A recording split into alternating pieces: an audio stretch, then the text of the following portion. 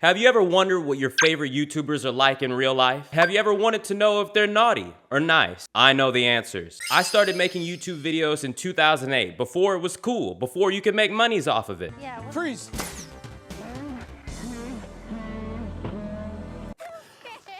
Oh my God. The thing is, YouTubers are winning right now. When I grew up, all the kids wanted to be on Nickelodeon, on Disney Channel. I don't think the young folk want that as much anymore. It doesn't feel as authentic to them. And after the recent actors and writers strike, I want you to think, who has more money, actors or YouTubers? How many millionaire actors are there? There's like 50 of them. How many millionaire YouTubers are there? Thousands. And on top of that, the reason why young folk might be into YouTubers more is that the fan base, the audience is more authentic. When you're a fan of an actor, you're really a fan of the character they played. With social media now, when you're a fan of someone, a lot of the time it's because who you genuinely believe them to be. Like, I have to admit that Patrick Stewart isn't really Jean-Luc Picard. It's hard to admit that to myself. Ladies and gentlemen, salt and pepper!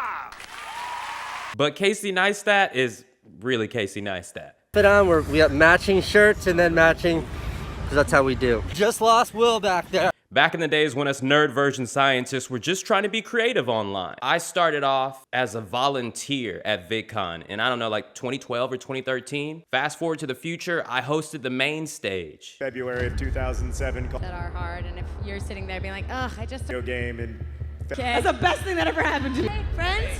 We're down here. Who up here has the most money? The most fun? most fun. Hannah. Most fun? Hannah. I had a lot of fun. No, most money. I was lucky enough to be mentored by some of YouTube and the internet's pioneers. I think Philip DeFranco put it best. Will, I think, was an intern at the time. Yes, he was. And he was an American Gladiator. Yeah. Will is probably the weirdest come up. Oh, on YouTube. dude. Like, he worked for me, SourceFed, Zay Frank. Yeah. Good Mythical Morning. Yeah. Now. Like, how do you Dude, you have to get him on here. I don't know. Do you think he's kind of uncontainable and he's a little firecracker, but I think he's more subdued now. You'd be able to get something out of him. I definitely have the infinity gauntlet of YouTube channel collaborations. So who's real and who isn't? Who's putting on a fake voice? I'll be honest with you, people's rankings on this list is dependent on if they thought I was funny or not. I didn't realize my muscles were turned on. If somebody on this list wasn't acting like I was funny, if they weren't laughing on my jokes, it's impossible for you to be an S tier. And to tell you the truth, I struggled finding people I actually hated. There's actually probably only one person on this list that if I saw him, I'm running. So let's start this tier list off. I got a hat with some names in it. And that's how we're gonna do this. Tayzon Day. Chocolate rain. I have not thrown many parties in my life. Like, I can count them on 1 or 2 fingers. And I think it was 2015, yeah. Me and Steve threw a party, and I'm assuming that Steve invited Tayzon Day. Personally, I was shocked when this dude walked through the door. It's T-A-Y. T-A-Y to the Z. I was like, and I don't know why, I remember him wearing a wig of some sort. I'm gonna have to ask Steve if he remembers the wig too. But Tayzon Day just sat there the whole time. I'm sorry, I'm gonna have to give you C-list because when you have a voice like that, I want you to perform. Like Tay, like you are an internet legend. You need to walk in my party acting like it, okay? Like, learn something from me. Take a mic, get on the mic. He didn't do none of that. He just wallflowered. Nice guy, I'm sure. Hello, and yes, he really did speak like this. But he like, yo, show out for me. Ian from Smosh. Ian is one of those guys that, like, I expected him to have an over-the-top personality, but in real life, regular dude, always polite. Hello, how are you, Will? I was always shocked, like, man, this guy is normal. But then when we do the sketches, he'd be going like, oh, he's bald! Yeah, and my hair still looks better than yours! So I was at this gala thing, and the guy who sang the Pokemon theme song was there, and he was on Ian from Smosh's ass. The Pokemon theme song happened. YouTube got bought by Google. I was like, I have to be a part of this. Because of him. Oh my God, the Pokemon song! They did the Pokemon song and he did the Pokemon song! Holy shit, it's finally coming together right here. because this is a huge moment in the internet. I mean, obviously, Pokemon theme song guy could tell, but Ian from Smosh was like, "Yep, we both have the Pokemon theme song thing." So I'm gonna give Ian from Smosh B tier because he doesn't put me on Smosh enough. Michelle Kari. Okay, off the bat, I think Michelle has the best content out of nearly anybody I know. In the 18th century, crossing the Atlantic Ocean entailed a perilous multi-month journey. But could a group of YouTubers in the year 2023 do the same? Her videos are beating everybody's videos in terms of just being what they are. She did laugh at my jokes, so she gets a point for that. However, I always felt that she felt like what I was saying was very close to being too wild. She's like one of those people that, like, you know, you have to be kind of corporate with. And obviously, I excel at those jokes as well. But yeah, I remember when we were watching that girl do the fire thing.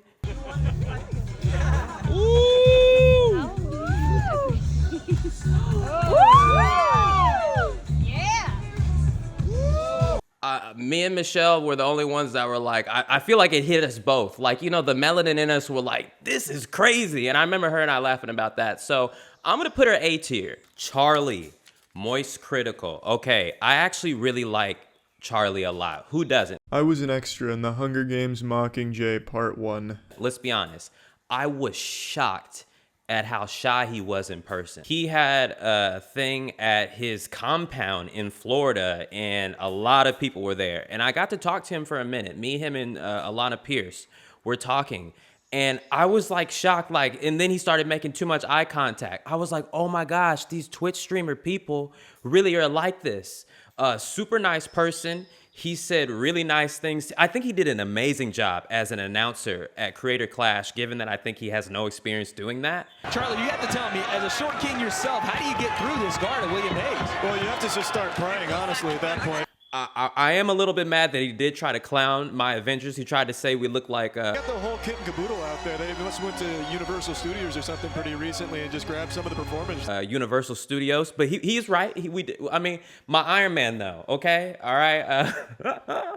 Spider-Fu. Spider-Fu was looking straight out of Universal Studios, but he did give me my props. Training, Charlie, I want to see this guy back in there. I would too. I mean, he's clearly in great shape. He had a very good fighting sense there, at least from the perspective of a dumb caveman like me. Like, it seemed like he knew what he was doing and he knew how to use his size to his advantage. His gym was really good. I think he has probably like the best YouTuber gym.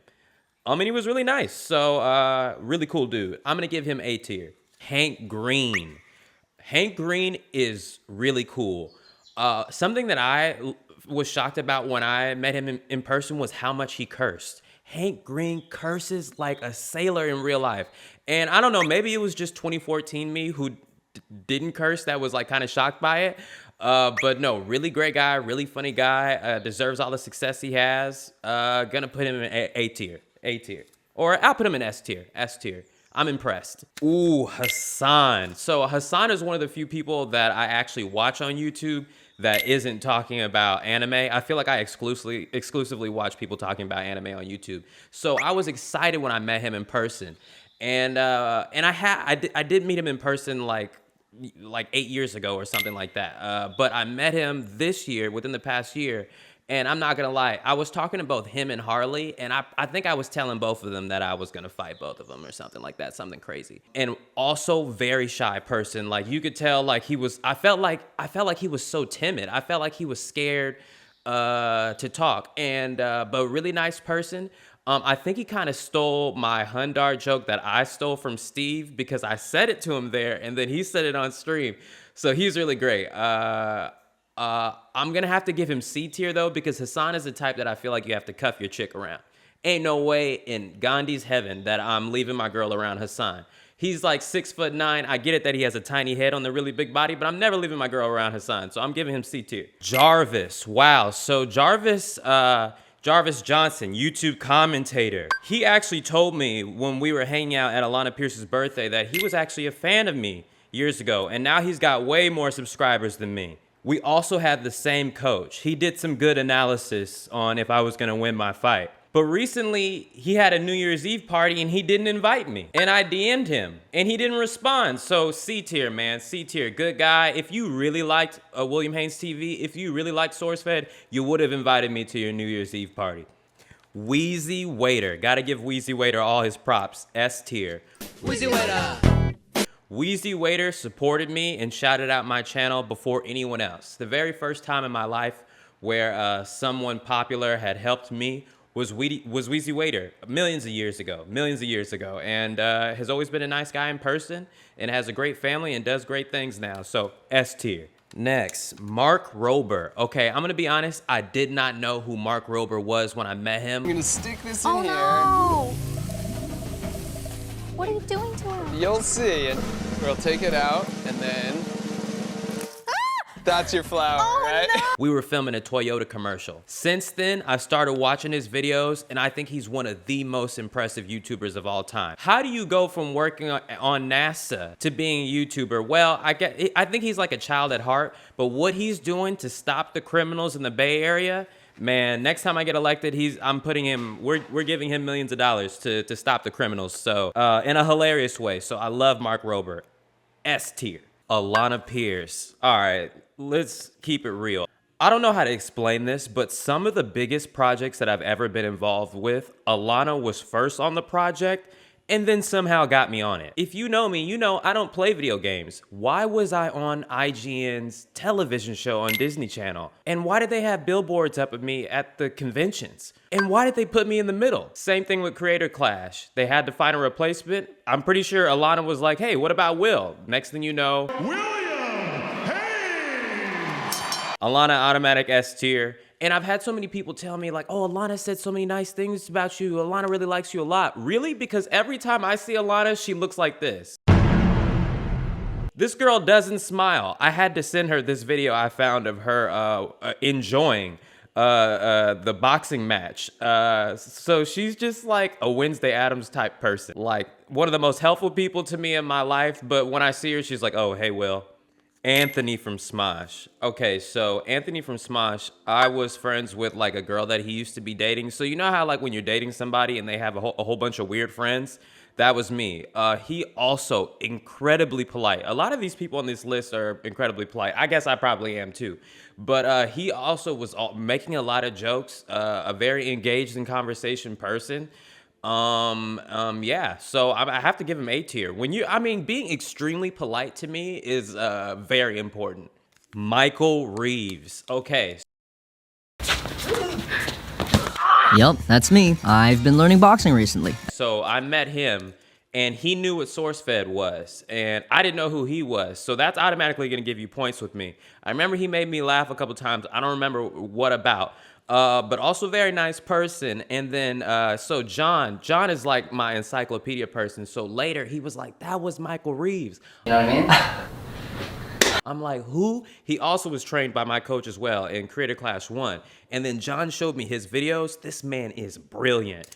I love a good scientist, mathematician type person. People who can build stuff. Same thing with Mark Rober. I really respect engineer people. Jordy LaForge. So he's gonna get A tier for knowing what SourceFed is. You know what SourceFed is? You cool with me? Who next? Jenna Marbles. On how to trick people into thinking you're really good looking.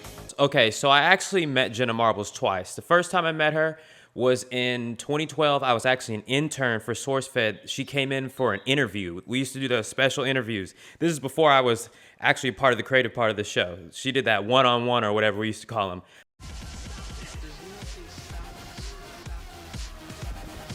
Hey guys, welcome to One on One. I'm Joe Beretta. This is SourceFed, and this is Jenna Marbles. I think I got her some water.